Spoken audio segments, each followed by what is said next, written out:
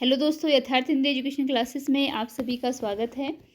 तो हिंदी साहित्य के और हिंदी सामान्य के कुछ प्रश्न हम पढ़ रहे हैं जो कि हिंदी टीजीटी पीजीटी के लिए काफ़ी इम्पोर्टेंट हैं।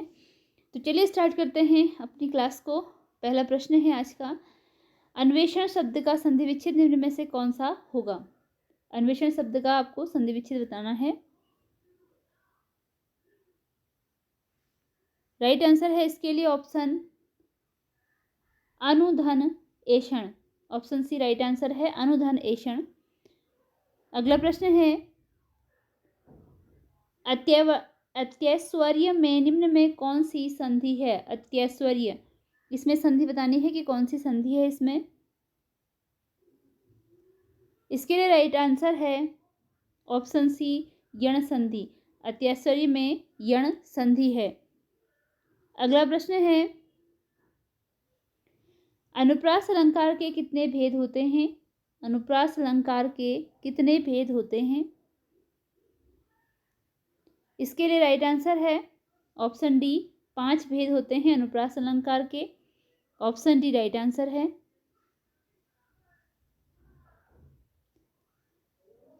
इसकी तलाशी लो और घड़ी मिल जाएगी, यह किस प्रकार का वाक्य है। इसकी तलाशी लो और घड़ी मिल जाएगी, इस वाक्य का आपको प्रकार बताना है कि यह कौन सा वाक्य है, किस प्रकार का वाक्य है। इसके लिए राइट आंसर है ऑप्शन सी, संयुक्त वाक्य है। यह संयुक्त वाक्य है। देखिए, 2 वाक्य इसमें मिले हैं, एक तो तलाशी लो और घड़ी मिल जाएगी, 2 वाक्य हैं इसमें। इसकी तलाशी लो और घड़ी मिल जाएगी, तो यह संयुक्त वाक्य का उदाहरण है। हिंदी का प्रथम अर्थशास्त्रीय ग्रंथ कौन सा है। हिंदी का ग्रंथ है जो कि अर्थशास्त्र से संबंधित है, प्रथम ग्रंथ बताना है कौन सा है। राइट आंसर ऑप्शन ए है, संपत्ति लता हिंदी का प्रथम अर्थशास्त्रीय ग्रंथ है। ऑप्शन ए राइट आंसर है। संपत्ति शास्त्र के लेखक कौन हैं। हिंदी के पहले अर्थशास्त्रीय ग्रंथ संपत्ति शास्त्र के लेखक के बारे में बताना है कि कौन लेखक हैं। इसके लिए राइट आंसर है ऑप्शन बी, महावीर प्रसाद द्विवेदी संपत्ति शास्त्र के लेखक हैं। ऑप्शन बी राइट आंसर है। नई कविता में मुक्तिबोध की स्थिति वही है जो छायावाद में निराला की थी, यह एक कथन है और आपको बताना है कि यह कथन किसके द्वारा कहा गया है। नई कविता में मुक्तिबोध की स्थिति वही थी है जो छायावाद में निराला की थी, उपयुक्त कथन किसके द्वारा कहा गया है। इसके लिए राइट आंसर है ऑप्शन ए, नामवर सिंह। नामवर सिंह का यह कथन है। दिवावसान का समय समीप था, गगन था कुछ लोहित हो चला, पंक्ति अयोध्या सिंह उपाध्याय की किस रचना से ली गई है। अभी तक आपने देखा होगा कि यह पंक्ति किसकी है, यह पूछा जाता है, तो यह पंक्ति है अयोध्या सिंह उपाध्याय हरिऔध जी की। अब उनकी यह किस रचना से ली गई है, यह बताना है आपको। इसके लिए राइट आंसर है ऑप्शन ए, प्रिय प्रवास से ली गई है। दिवासान का समय समीप था, गगन था कुछ लोहित हो चला, यह पंक्ति इनके प्रिय प्रवास ग्रंथ से ली गई है। सूरदास रचना के लेखक कौन है। सूरदास एक रचना का नाम है, इसके लेखक बताने हैं कौन है। इसके लिए राइट आंसर है ऑप्शन डी, आचार्य रामचंद्र शुक्ल की यह रचना है Surdas. Option D right answer है। अगला प्रश्न है, कबीर का रहस्यवाद किसकी रचना है। रचना का नाम है कबीर का रहस्यवाद। इसके लिए राइट आंसर है ऑप्शन डी, राम कुमार वर्मा की रचना है कबीर का रहस्यवाद। यह रचना है राम कुमार वर्मा की। देव और उनकी कविता। देव और उनकी कविता के लेखक कौन हैं। राइट आंसर है ऑप्शन बी, डॉक्टर नगेंद्र की रचना है देव और उनकी कविता। ऑप्शन बी राइट आंसर है। जायसी ग्रंथावली की रचना किसके द्वारा की गई है। जायसी ग्रंथावली की रचना किसके द्वारा की गई है? राइट आंसर है ऑप्शन सी, आचार्य रामचंद्र शुक्ल के द्वारा जायसी ग्रंथावली की रचना की गई है। ऑप्शन सी इसके लिए राइट आंसर है।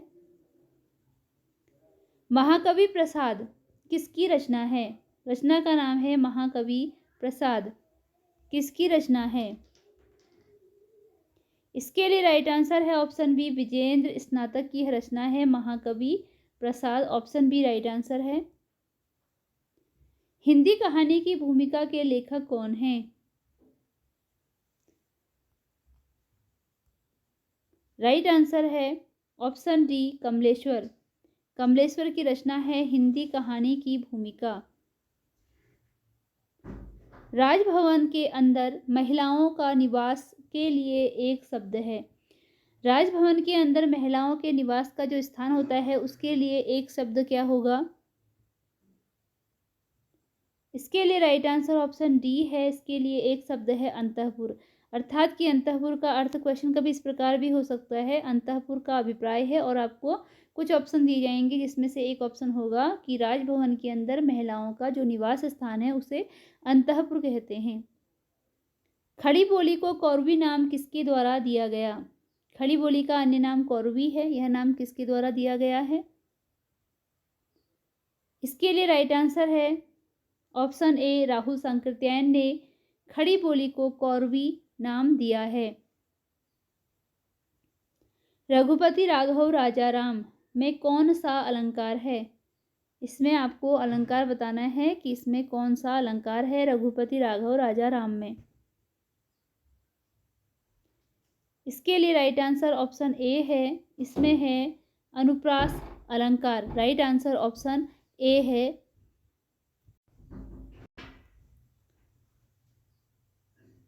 त्रिभुज में कौन सा समास है? त्रिभुज में समास बताना है कौन सा है? राइट आंसर ऑप्शन डी है, द्विगु समास है। जब कोई चीज़ संख्यावाचक में होती है, अगर जैसे त्रि का मतलब 3 है तो वहाँ पर द्विगु समास होता है। संख्यावाचक जब कोई शब्द होता है तो उसमें द्विगु समास होता है। अगला प्रश्न है, हस्ती चढ़िए ज्ञान को सहज तुलीचा डारी, स्वान रूप संसार है भूकन दे झग मारी। यह पंक्ति किसने लिखी है? हस्ती चढ़िए ज्ञान को सहज तुलीचा डारी, स्वान रूप संसार है भूकन दे झग मारी। इसके लिए राइट आंसर है कबीरदास। यह कबीरदास की पंक्ति है। अगला प्रश्न है, निम्न में से किस कवि को युगचारण अथवा काल के चरण की उपाधि दी गई है? युगचारण अथवा काल के चरण की उपाधि दी गई है।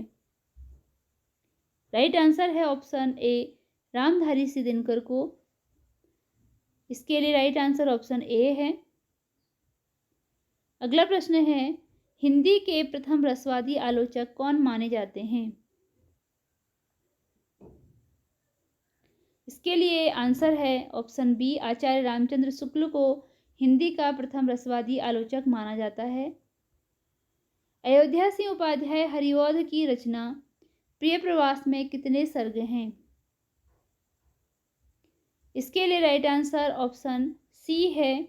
इसमें 17 सर्ग हैं। हरिऔध की रचना प्रिय प्रवास में 17 सर्ग हैं। प्रिय प्रवास का प्रधान रस कौन सा है? प्रिय प्रवास में जो मुख्य रस है वो बताना है कि कौन सा है। राइट आंसर है इसके लिए श्रृंगार और करुण प्रिय प्रवास के प्रधान रस हैं। ऑप्शन ए राइट आंसर है, श्रृंगार और करुण। चिंतामणि में निम्न में से कौन सा निबंध संग्रहित है? चिंतामणि जो कि शुक्ल जी के द्वारा लिखे गए निबंधों का संकलन है, इसमें कौन सा निबंध संग्रहित है बताना है। इसके लिए राइट आंसर ऑप्शन डी है, उपयुक्त सभी निबंध इसमें संकलित हैं। ऑप्शन डी राइट आंसर है। किसी वर्ग के अंदर छोटा वर्ग कहलाता है। किसी वर्ग के अंदर छोटा वर्ग के लिए एक शब्द बताना है कि क्या होगा। इसके लिए राइट आंसर है ऑप्शन डी, अंतर्वर्ग। ऑप्शन डी इसके लिए राइट आंसर है। कन्या का विवाह करने का वचन देने की रस्म। कन्या का विवाह करने का वचन देने की रस्म के लिए एक शब्द बताना है। के लिए एक शब्द क्या होगा? अगर किसी को कन्या का विवाह करने के लिए वचन दे दिया हो, वह रस्म कर दी गई हो, तो उसके लिए एक शब्द क्या होगा? इसके लिए राइट आंसर ऑप्शन ए है, वागदान होगा। ऑप्शन ए राइट आंसर है, वागदान। होरी निम्न में से किस रचना का पात्र है? होरी निम्न में से किस रचना का पात्र है? राइट आंसर है ऑप्शन ए, गोदान। होरी गोदान का पात्र है। प्रगतिवाद एक समीक्षा आलोचना किसके द्वारा लिखी गई है? प्रगतिवाद एक समीक्षा आलोचना के लेखक कौन हैं? राइट आंसर ऑप्शन ए है, धर्मवीर भारती की रचना है, आलोचना है प्रगतिवाद एक समीक्षा। तालाब की मछलियां कविता किसके द्वारा लिखी गई है? तालाब की मछलियां कविता विधा की रचना है, किसके द्वारा लिखी गई है बताना है। राइट आंसर है ऑप्शन बी, नागार्जुन। तालाब की मछलियां जो कविता है यह नागार्जुन द्वारा लिखी गई है। 30 साल बाद कहानी किसकी है? 30 साल बाद कहानी किसकी है?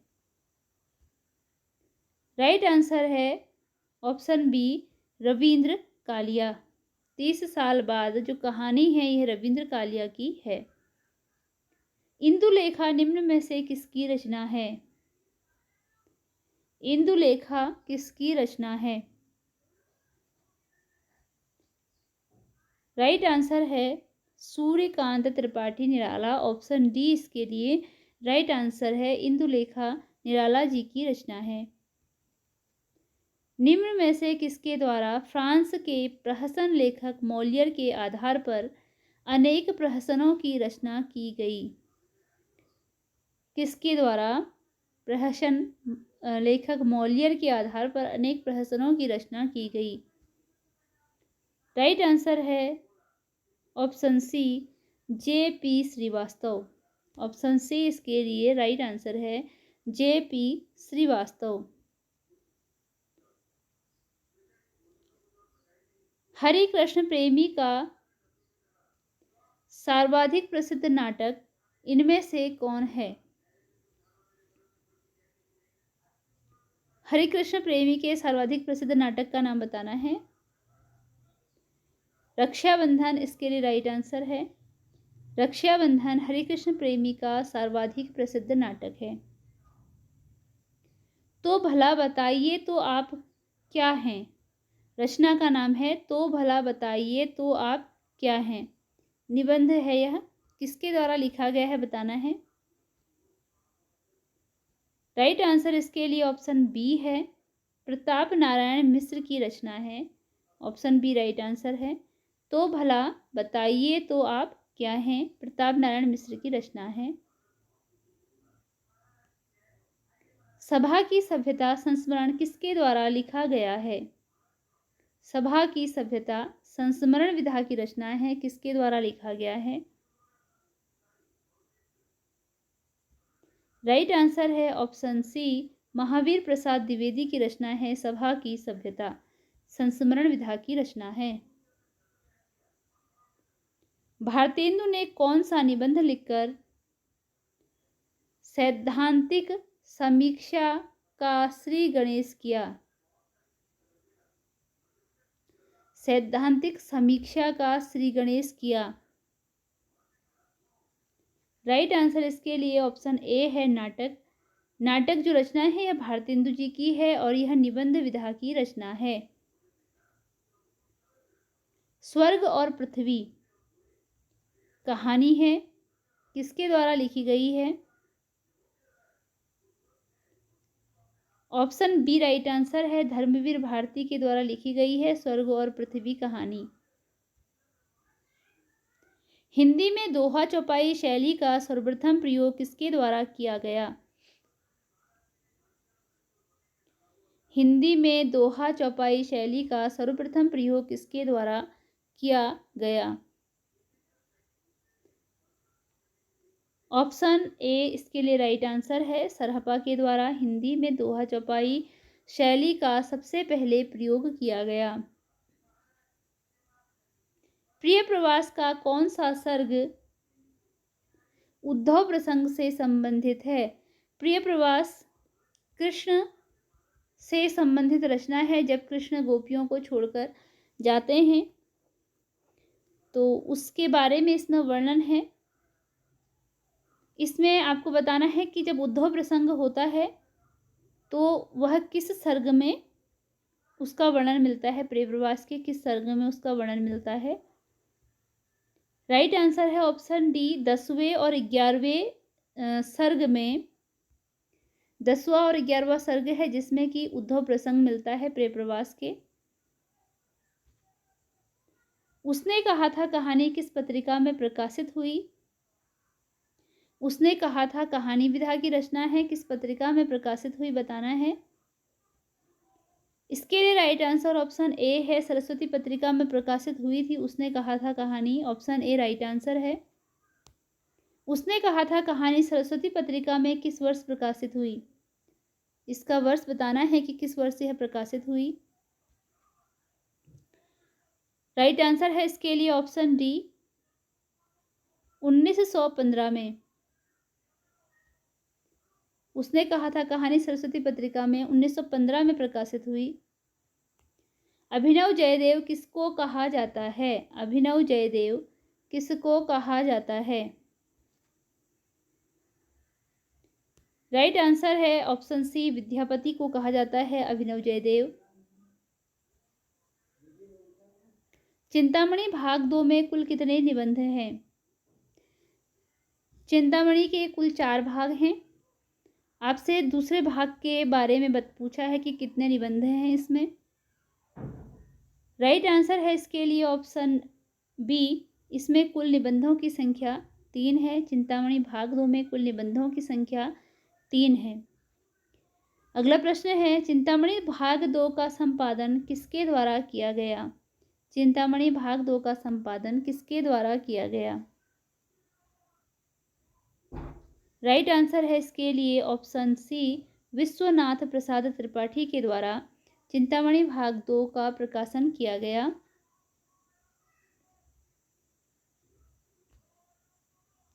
चींटी से लेकर मनुष्य पर्यंत तक, भिक्षु से लेकर राजा पर्यंत, जल, अनंत आकाश, अनंत पृथ्वी, अनंत पर्वत, सभी पर कविता हो सकती है। महावीर प्रसाद द्विवेदी की किस रचना में यह कथन है?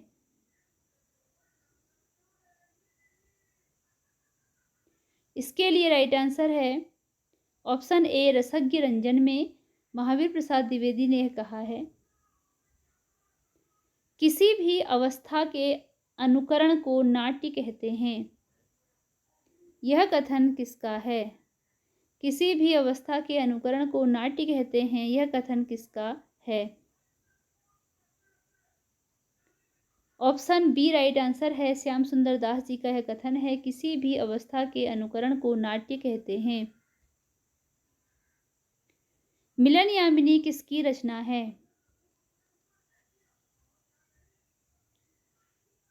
राइट आंसर ऑप्शन ए है, हरिवंश राय बच्चन की रचना है मिलन यामिनी। निम्न में से कौन सी रचना सुमित्रानंदन पंत की नहीं है? पंत की जो रचना नहीं है वह बताना है। नहीं। राइट आंसर है ऑप्शन डी त्रिभंगिमा।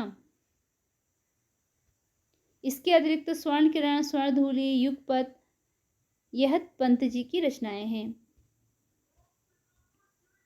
त्रिभंगिमा किसकी रचना है? त्रिभंगिमा किसकी रचना है? राइट आंसर है इसके लिए ऑप्शन डी हरिवंश राय बच्चन जी की रचना है त्रिभंगिमा। ऑप्शन डी इसके लिए राइट आंसर है। इसी के साथ यह वीडियो यहीं पर एंड होती है। मिलते हैं अगली वीडियो में कुछ नए प्रश्नों के साथ। धन्यवाद।